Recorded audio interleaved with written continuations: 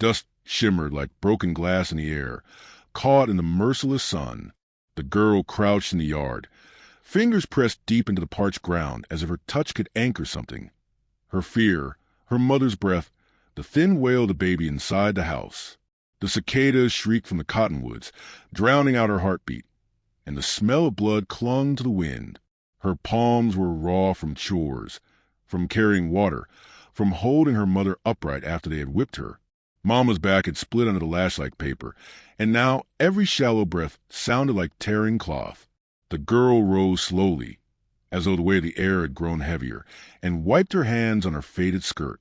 She turned toward the doorway where the cry had begun again, thin and uneven, like the sound of a small branch cracking in the wind. Inside, the one-room house was dim, cool in the yard but heavy with the smell of sweat and milk. Mama lay on her stomach, hair wet and tangled, skin sheen with fever.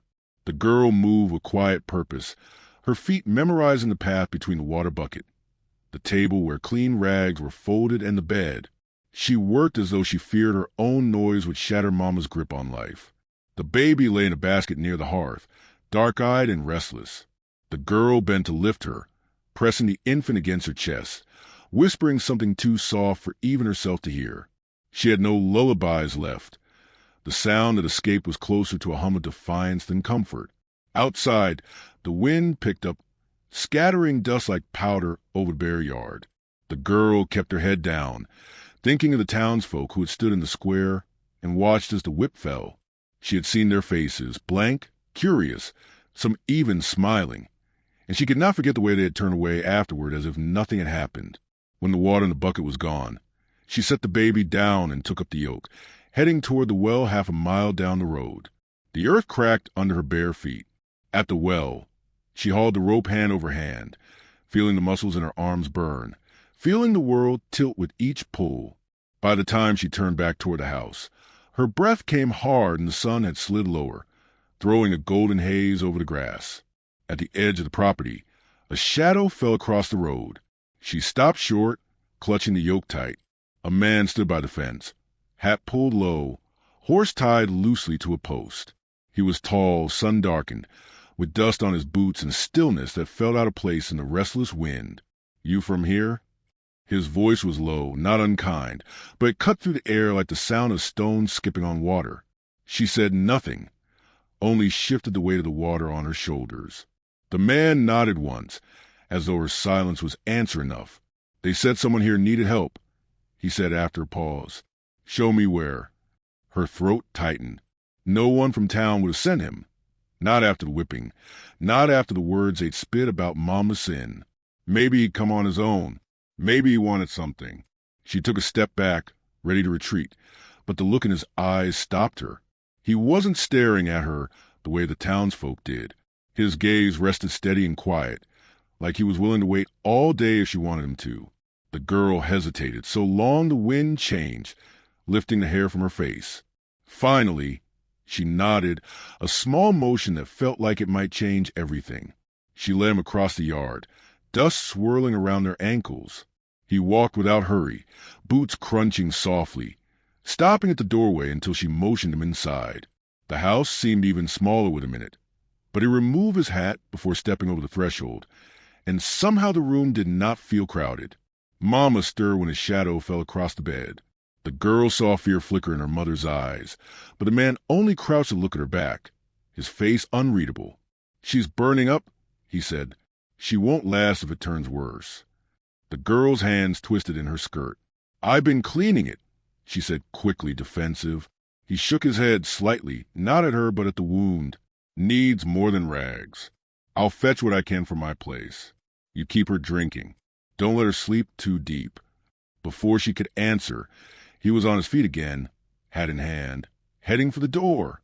At the threshold, he paused, glancing at the baby in the basket, then back at the girl. "I'll be back by dark." She watched him go, the sound of his boots fading into the hum of cicadas. The baby stirred, and the girl crossed the room to pick her up, feeling the tiny heartbeat against her palm. For the first time since the whipping, she allowed herself to breathe all the way in. Outside, the sky had gone bronze with evening light. She stood at the doorway, baby in her arms, and watched the dust trail rise behind the stranger's horse until it was lost in the distance. Something in her chest shifted, small and dangerous, like the first crack in a frozen river. When she went back inside, Mama's eyes were open. Who was that? Mama's voice was little more than a whisper. The girl knelt beside her, wetting a rag to press against her mother's neck. A man said he'd bring medicine. Mama's lips curved faintly. Men don't bring things for nothing. The girl didn't answer. She kept her gaze on the cloth in her hands, watching the water darken as it soaked up the dust from Mama's skin. The words stayed caught in her throat, but the thought of the man's quiet voice lingered. By the time the sky turned purple, the girl had set a small lamp on the table and pulled a blanket over Mama's shoulders. The baby slept in the basket, mouth slack, fists unclenched. The house was quiet except for the rasp of Mama's breathing. From somewhere down the road came the sound of hooves, steady and unhurried. The girl rose and went to the doorway again, heart thudding in her chest.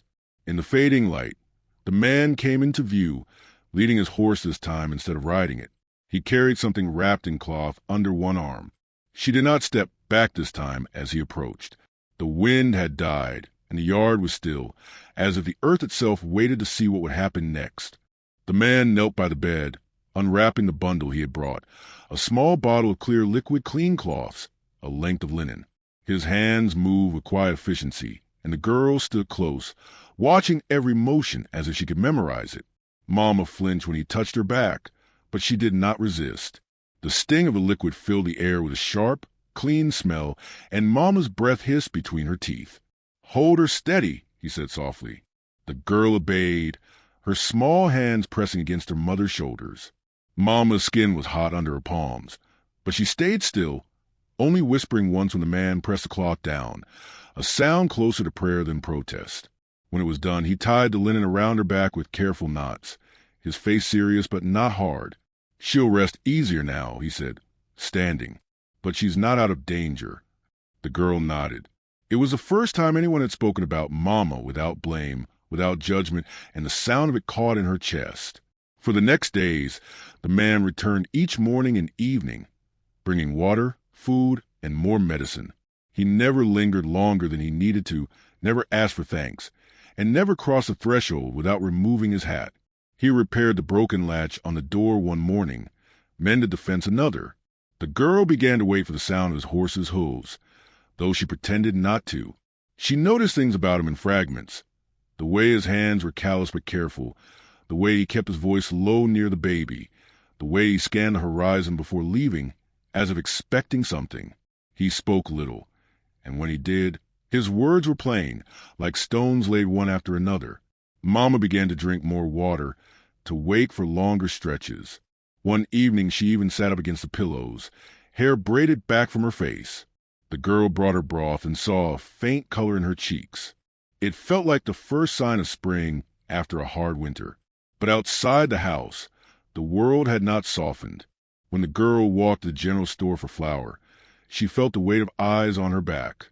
The clerk's wife leaned close to whisper something, and the clerk himself counted the change too slowly, as though reluctant to touch her hand. She heard the word "stray" hissed under someone's breath, and she quickened her step all the way home. That night she sat outside, the baby cradled in her lap, and watched the moon rise. She thought of the townsfolk, their faces like closed shutters, their voices cutting sharper than any whip. She wanted to hate them all, but the hatred was heavy, and she was so tired of carrying heavy things. When the man arrived the next morning, she almost asked him why he helped them. The words swelled in her throat, but she swallowed them back. Instead, she only nodded toward the bucket by the door. "You fetch," she said, surprised at herself with the sound of her own voice. He looked at her for a long moment before taking up the yoke and heading toward the well. Watching him go, she felt a strange heat rise under her skin, not shame, not pride, something more complicated. By the time he returned, Mama had managed to rise and sit outside for a little while, the blanket wrapped around her shoulders. The man nodded to her, then set to chopping wood. Each swing of the axe sounded like punctuation, steady and certain, and the girl realized she'd been holding her breath for days. Word of his presence traveled quickly. By the week's end, a neighbor stopped by under the pretense of checking on Mama, but spent most of the visit eyeing the man's horse. Later, the girl overheard two women at the well whispering about how fast the girl's reputation could turn to ruin. She walked away before they could notice her listening, but their words clung to her like burrs. One afternoon, as the sun dropped low and the shadows stretched long, three figures appeared at the far edge of the yard. The girl froze where she stood, heart knocking hard against her ribs. She recognized the man who had threatened them before, his grin thin and unfriendly. "You got help now," he called, stopping just beyond the fence. "But help won't keep this land from slipping through your fingers." The girl felt her mouth go dry. She stood stiffly, gripping the handle of the bucket in her hand, wishing she had something heavier to hold. The man stepped out from the barn, wiping his hands on a rag. He didn't speak, just walked until he stood between her and strangers, his presence filling the space like a wall. "Get off this land," he said, voice even. The threat's grin faltered. He spat into the dust. "You can stand there all you like, but we'll be back. Won't ask so nice next time." They turned and walked away, slow enough to make sure the warning had time to settle like a stone in the girl's stomach. When they were gone, the girl let out a breath she hadn't realized she was holding. The man glanced at her, but he didn't speak, only returned to the barn as though nothing had happened. That night, the girl lay awake listening to house creak, to Mama's breathing, to the soft sound of the baby shifting in her basket. The stars through the small window looked sharp enough to cut, and she wondered if the men would come back tomorrow or wait until Mama was strong enough to see them coming. In the morning, she found the man already outside, tightening the fence posts. His shirt was damp with sweat, his jaw set. He didn't look at her when he spoke. "You got anyone to call if trouble comes?" She shook her head. "Then you'll have to be ready." The words settled into her chest like a seed, small but alive. The days stretched long, hot, full of waiting. The girl went about her chores with a kind of feverish focus, patching what was torn, scrubbing what was dirty, mending what was worn. Each task felt like a way to keep the world from collapsing. The man stayed, working alongside her, saying little but leaving behind the quiet proof of his presence. Water hauled, wood stacked, fences straightened. One evening, after Mama had fallen asleep and the baby had gone quiet, the girl stepped outside. The man sat near the porch, sharpening a knife by lantern light. She stood a few feet away, arms crossed against cool air. "They'll come back," she said finally. He looked up, the light catching his eyes. "Yes." She waited, hoping he would add something, reassurance, a promise, but he only went back to sharpening the blade. Inside the house, Mama stirred and coughed. The girl turned back toward the doorway, but for a moment she stayed there, feeling the weight of the night settle around her. The wind had shifted, carrying the scent of rain from far off. Somewhere beyond the hills, thunder rumbled. When she finally stepped inside, she felt steadier, though she could not say why. Mama's fever had broken, leaving her skin cool to the touch. The girl sat by the bed until Mama opened her eyes. "They'll come back," the girl said softly, repeating her own words. Mama's gaze was clear, steady. "Then we'll be ready." The girl looked toward the door, where the lantern outside still burned. Its light stretched across the floor like a path, and she thought of the man sitting just beyond it, sharpening the knife, waiting with the same quiet patience he had shown since the first day. For the first time since the whipping, she felt not only fear but something sharper, more focused, a kind of resolve that made her sit up straighter. The night seemed to lean forward, listening. Dawn came cold and pale, the horizon a thin blade of silver cutting the dark in two. The girl rose before the rooster crowed, her body restless though she had slept hardly at all. The house was quiet except for Mama's soft breathing and the baby's faint sighs. She moved carefully so as not to wake them, stepping out into the yard where the air smelled of wet earth from the night's short rain. The man was already there. He stood by the corral, checking the posts he had repaired, his shirt dark at the shoulders where the morning dew had soaked through. He looked over when she approached, his face unreadable in the dim light. "They'll come soon," she said. He nodded once, like he had been expecting those words. "Then we stay where we can see them coming." She followed him to the edge of the yard, where the ground sloped toward the road. The grass was slick with dew, soaking her skirt, but she didn't step back. Standing there, the land felt different somehow, no longer just a place to survive, but a line she meant to hold. They waited in silence. The sun broke free of the horizon, setting the wet grass alight with gold. It might have been beautiful on any other morning. Then the sound of hooves carried faintly from beyond the hills. Distant at first, then closer, a rhythm that made the girl's stomach twist. She turned toward the house once, thinking of Mama and the baby, then faced forward again.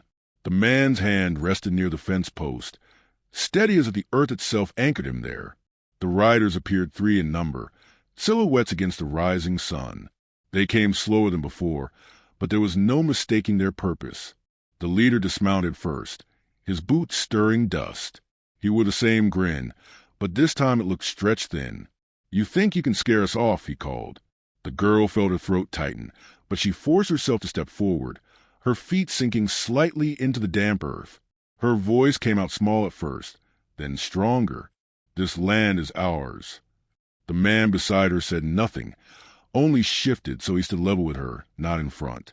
The gesture was small, but it steadied her, gave her the space to breathe again. The leader laughed. "Your mama signed nothing. You got no claim." "She does," the girl said, surprising herself with the force in her voice. "And she's still breathing." The man beside her still didn't speak, but his presence was like a weight on the air. The other 2 riders glanced at him, uneasy. The leader stepped closer, testing the fence with his boot. "Maybe you ought to think about what happens if we come back tonight, when your big friend here isn't around." The girl's hands curled into fists.